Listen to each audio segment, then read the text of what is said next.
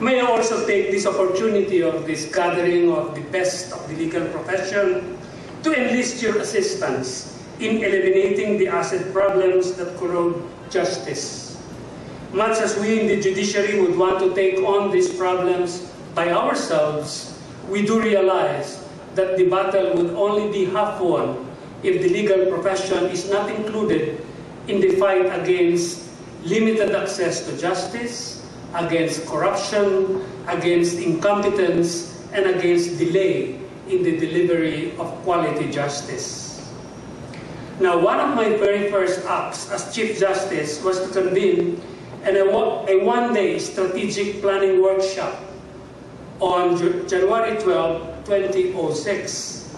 In that workshop, justices of the Supreme Court and the three appellate courts, the court administrators, as well as other high-ranking officials sat down together to hammer out a one-year plan for the judiciary along the asset areas I mentioned. It might interest you to know that many of the reform projects identified during that planning workshop pertain to the legal profession, especially in the areas of access to justice by the poor and delay in the delivery of justice. I do not have the time to enumerate and discuss all the proposals concerning the profession. Let me just cite 5 key areas in which your involvement and cooperation are most urgently needed and required. 1.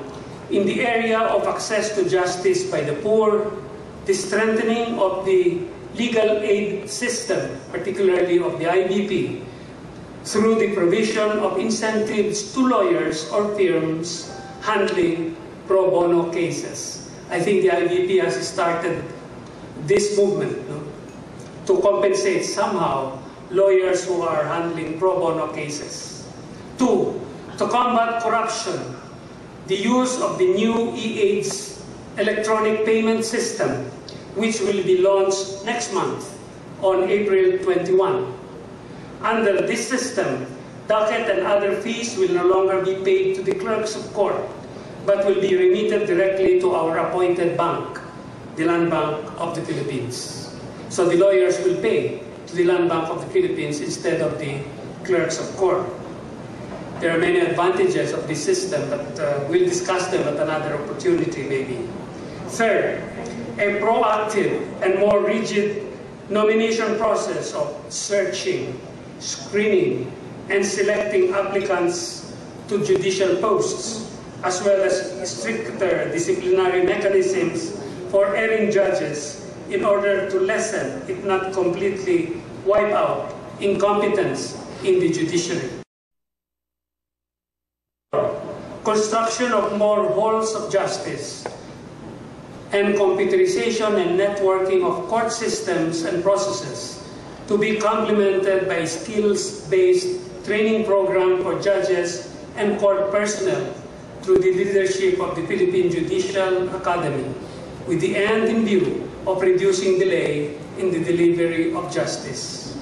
Let me just say that last Tuesday, April 14, 2006, as I already said, I launched together with PJ De Castro and the justices of the Sandigan Bayan the complete computerization of the anti-graft court.